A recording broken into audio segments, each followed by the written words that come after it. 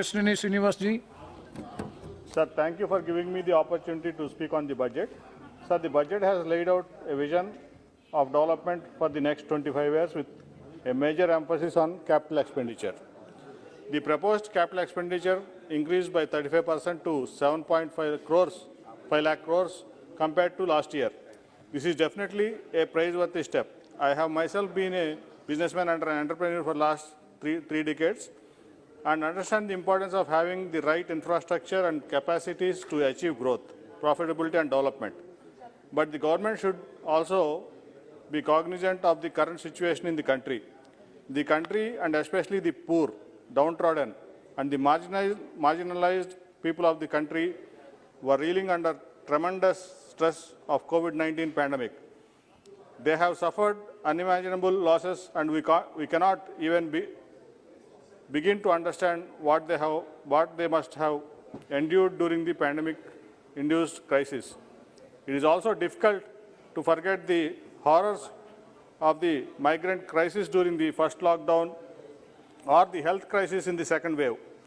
Among these realities, it is saddening to know that the government has neglected the poor and the common man of this country in the budget. Sir, despite efforts to hold back data, it is common knowledge that the consumption expenditure declined for the first time in over 4 decades, even before the pandemic in 2020. And the pandemic has only worsened the situation.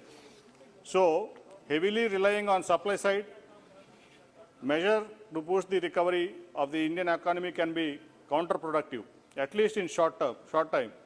The principle of crowding in private investments will hold true only in the context of healthy demand for goods and services from the public. But presently, that is not the case. Further, the capacity utilization in the industry is around 65% as per the RBS capacity utilization survey. Given all this, it is not clear how principle of crowding in will come into picture. I request the Honorable Finance Minister to clarify on this aspect.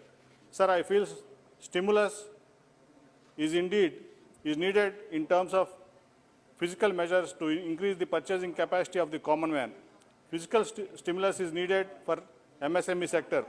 Relaxation in direct tax structure is needed to put money in the hands of the taxpayers so that they can spend, which will help stimulate demand and spur growth. But Honorable FM has thought it otherwise and made a courageous bet on prioritizing capex, and its consequences will only be known with the delay of a year or more. So, sir, with these preliminary remarks, and since the time at my disposal is limited, I wish to shift my focus to my state, Andhra Pradesh, and also issues relating to some specific sectors. Sir, the financial health of Andhra Pradesh is deteriorating day by day, sir. Sir, since independence to almost like March 2019, the outstanding liability or debt of the state of Andhra Pradesh was nearly 2.57 lakh crores. But in just 30 months, since 2019, the state government has borrowed nearly 3 lakh crores, sir, more than 3 lakh crores in these 30 months, pushing the state into a vicious debt spiral.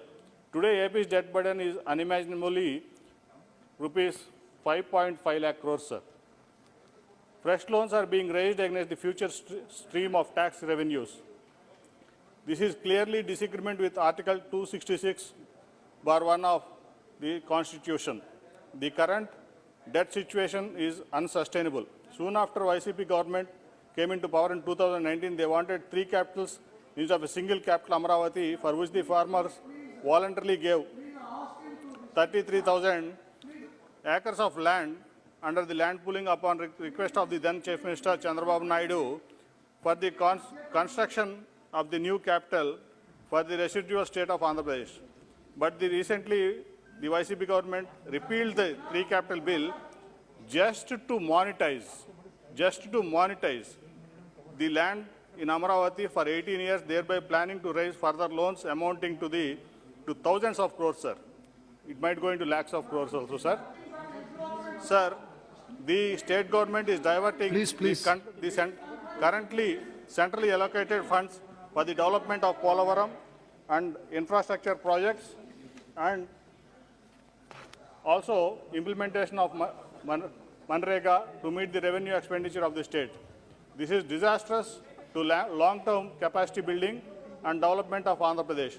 I humbly request the Government of India to intervene and restore financial discipline in the state of Andhra Pradesh, sir.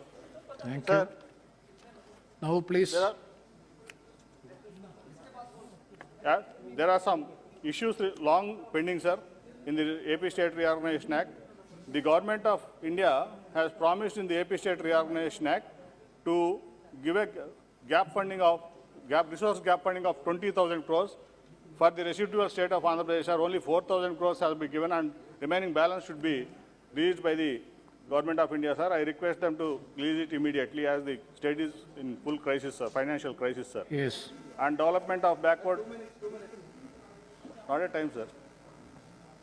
I'm only one speaker in the party. So, AP Reorganization Act, there are backward district funding, sir. For few years it's not coming. That also we request for the early release, sir. And railway zone, sir. This is a promise in the Bifurcation Act. The railway zones for separate Andhra Pradesh with the headquarters at Visakhapatnam, sir. I demand the Government of India to make South Central Railway Zone operational immediately, sir. And also, the long pending special category status, sir. We were a partner of the NDA from 2014 onwards, sir. So, this was promise made by the Parliament, sir, at the time of reorganization of AP, bifurcation of Andhra Pradesh, sir. This is a long pending demand. We were not able to achieve that when we were in the government. We had two ministers also at that time in the cabinet, but we were not able to achieve. We came out of the government and we were not able to achieve. And the government, present government has come into power promising to get special category status for the state of 1-2 points, sir. I'll conclude. Only just 2-3 points important for the state, sir. So they are not doing anything concrete to get the special category status, sir. I request the government to grant special category status immediately for the state of Andhra Pradesh, sir. And also, thank you. The main point, sir, the disinvestment of Vizag steel plant, sir. Sir, this is a emotional and very sentimental issue of the people of Andhra Pradesh, sir. But because the steel plant, the people of Andhra Pradesh then have achieved it by agitations. Many people died during the agitation, sir. After that, the central government has sanctioned the steel plant to Andhra Pradesh, sir. Sir, during 2000 and 2004 period, sir, the then Chief Minister, Chandrababu Naidu, have requested the Honorable Prime Minister, then Vajpayee ji, to convert this debt of the steel plant into equity. After that, sir, yes, nearly for 30, concluding, sir, last one. You put on the demand. Don't go for the history. Yeah, we'll just. So 13 years it became profitable, sir. And because there is no proper mining for this, which is not allocated by the central government, it went into losses, and now it is running on profits with huge profits, sir. So, unlike Air India, this investment is not required for Vizag steel plant, which is a sentiment of Andhra, sir. So, I request for the government to actually take back the decision of disinvesting and privatizing Vizag steel plant, sir. Thank you. And also this one, sir, Polavaram steel, sir, Polavaram project, which is a major point, sir. Our Honorable Finance Minister, in her budget speech, laid out a plan to link rivers Godavari, Krishna and Penna, sir. Actually, already the Polavaram project, which is the main project for this, last point, sir, last point, I'm concluding. Put the demand and conclude, no? Yes, sir. Otherwise, this is actual, so, without this Polavaram project being completed, sir, this, whatever vision of the Honorable Finance Minister won't be completed, sir. During our period, 71% of the work is completed, sir. Now 3% is also not completed. Now, Dulal Chand Goswami ji. So, one second, sir. Give me 1 minute. So now, I request the Government of India to take the project under its fold as a national project and complete it immediately, sir. Thank you very much. Sri Dulal Chand Goswami. Thank you, sir. Thank you. Thank you very much.